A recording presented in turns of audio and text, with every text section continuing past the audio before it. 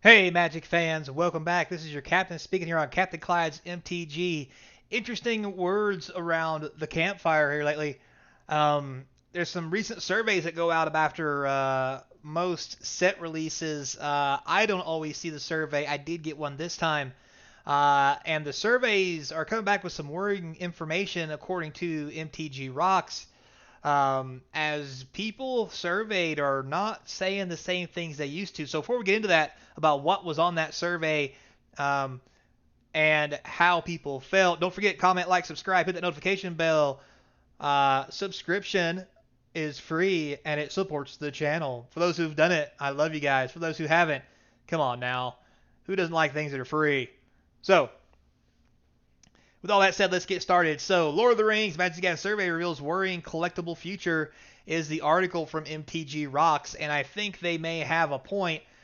We've been touching base on people in general being worried about the future of Magic for quite some time now, and it's gotten worse in this last year um, with Magic 30 and all these other things that they've been doing, and people are really starting to get up in arms about it to the point where they don't even pick the reserve. They don't even slap around the reserve list like they used to anymore.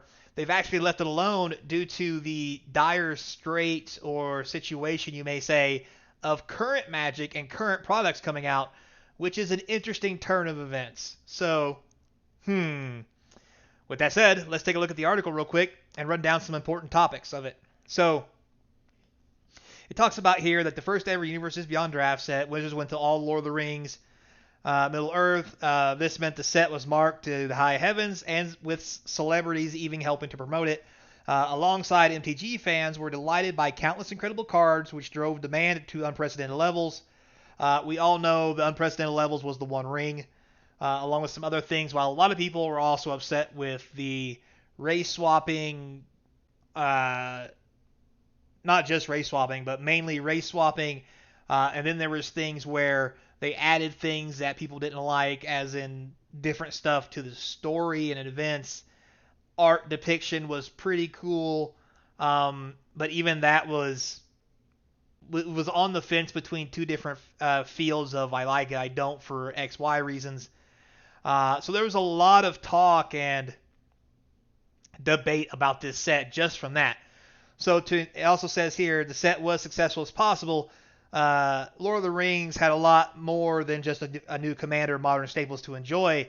Collectability of the set, for example, was also driven by the new Extreme, to the delight of the subset of players, offering a smorgasbord of different art treatments, um, and push the boundaries of what players would tolerate. Again, that's one of the things that people have been talking about also, which was part of the problem with the set, was so many art treatments. Not that any of them were bad per se, but there were so many that it's hard to collect them for some people. Some people are completionists. Some people like to collect everything. And for them, they may think that's a great idea because people will just keep buying the product, but it's not, because what it does, it drives the price down on everything, and then there's no demand for it, so therefore people don't want to collect it. To collect something, part of it being collectible is the fact it's got to be worth something to you. Luckily for them, Lord of the Rings has a following as a subset of fantasy genre. If it was anything else, like most of the sets that they've been doing the exact same thing to, we've seen it fall flat in the face and do devastating things to the market. So, now it also says here, for better or worse, many MTG players didn't just tolerate the enhanced collectability. Um, Instead, it seems most Magic Gathering players thoroughly enjoyed this enhanced aspect of the set. So much so, in fact, that following the new Tales of Middle-earth survey, this could become the new norm for future Magic, which is kind of scary to think about it that way. Here as part of the survey, it says, please select card treatments you are actively seeking. Obviously, there's one-on-one ring, borderless scene arts, realms and relics, yada, yada, yada. Typically sent to players after every Magic set. Usually the player surveys aren't much to write home about. While an important tool for Wizards to collect information for players, there are rarely any hidden details. Instead, the survey is all about having your opinion heard and potentially guiding future Magic sets. Unfortunately, this means players don't get any free packs for compensation. Yeah, well, whatever. We already know Wizards are penny pinching buttholes, so we don't expect that. Now, while Magic the Gathering player surveys are often typically uneventful, Tales of Middle-earth has managed to cause a stir. This is thanks to questions about collectability of the set. So they just talked about how everybody liked all the collectability of all the new art, but now they're saying there's collectability issues. So this is the part where most mainstream media will pad it to make it look good for Wizards to stay on their good side, and then tell you the truth later. Me personally, I don't give two shits. I'm going to tell you how it is. Anyway, the question of collectability of the set, specifically the questions revolving around the collectability of the prized one of one ring. Considering there is only one copy of the card that exists, collecting it obviously is not an easy feat. Subsequently, across social media, several players and content creators were baffled by the unusual question. On Twitter, for instance, Saffron Olive simply remarked how this question was ambiguous to poke fun at the situation. Despite the odd wording of the question, there is no doubt that there has been a huge amount of buzz about the One Ring. Players and streamers alike have been cracking collector boosters en masse in hopes of finding it. After all, unfortunately, there are only, for all these hopeful players, recently a search for the ring concluded. We talked about that already. This rather major detail, however, doesn't mean that the card story is over just yet. Thanks to the One Ring being found by a lucky Toronto player. It's very interesting. It was in Canada. We won't go there. Anyway, question posed in the survey is a lot more complex. After all, finding, owning, and collecting One Ring are all very different things. In theory, the first two can be achieved by buying the winning pack. Later, however, cost literally millions of dollars. So, as much as it might be possible, we doubt this tickable box is definitely to survey the number of multimillionaires playing Magic. Instead, the question is to there before, likely meant to judge the average player's interest in card treatment, though this Wizards can find it out, repeat over and over again. So we talk about card interest all the time. I don't know why they won't listen to us. We like rare cards, but we don't like all the cards being rare. For example, there's like 4 or 5 different art treatments for a lot of cards in Lord of the Rings. That's cool and all, but not very collectible as far as value-wise to sell later for even a little bit of money. I mean a little. Like I'm talking like over $1. The high-value cards like One-on-One Ring and things like that are great, but that's what we want to see. We don't want to see all these other, hey, this card's just a rare. The rare's only worth $1. There's 6 different printings of it, so now it's worth $0.25. I think that's what they don't understand. But anyway, a lot of Magic Gathering players don't want more one-on-one serialized cards. Well, me personally, I don't think it's a bad thing to have a chase card like that, but people need to get off their high horse and understand that blowing all this money on it doesn't mean you're going to get it. And second, we've already blown all this money on it. Wizards are going to keep doing it. Anyway, the complaints are from enfranchised players will be likely considered. Magic Gathering does not have a massive casual audience. Does have a massive casual audience. Subsequently, should thousands of players support one-on-one treatments in the new survey, it'll take precedence over disgruntling Tumblr comments. It's half a dozen 160 other guys. I mean, we can have the best of both worlds.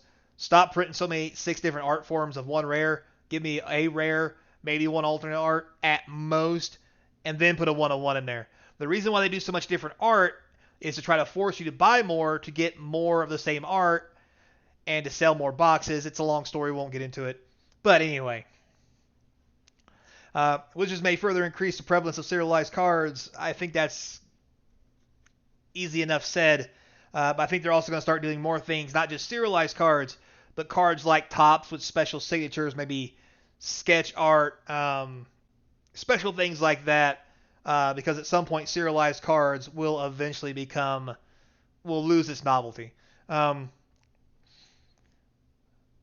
So in the survey, Wizards doesn't just ask about collecting the One Ring. Instead, they canvassed options of all 10 Middle-earth art.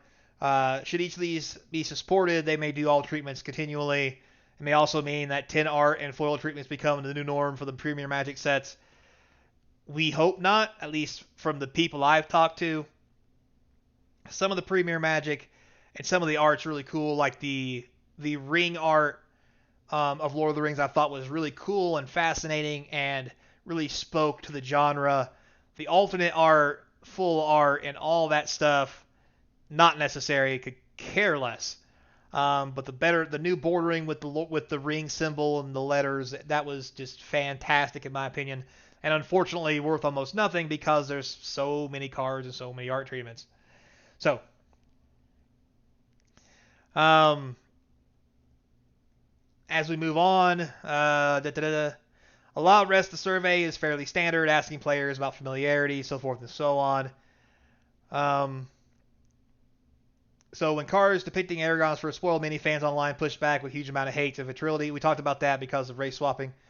Thanks to vague descriptions in the book and Peter Jackson's films, Wizards interpretedly certainly wasn't what was expected. So first off, there's not vague descriptions in the book. If you've read the book and you've watched Peter Jackson's film, it's clearly present who Aragorn is, what he looks like. Yeah, so this is again a cop out to pat Wizards on the back and not get any trouble. I mean, the way I look at it, and I'm gonna be honest with you, it's late in the video, nobody's probably watching. Aragorn shouldn't have been race swapped. He should have stayed white. If you want people of other races other than what they're portrayed as in the writing or fictional character story or whatever, how about instead of doing lazy race swapping, we do something called write a story with that person and make it so entertainable that people will want to watch it. How about we try that? Okay? And in the comment section, I'm sure I'm going to get beat up for that comment, but here's something I want to tell you guys about.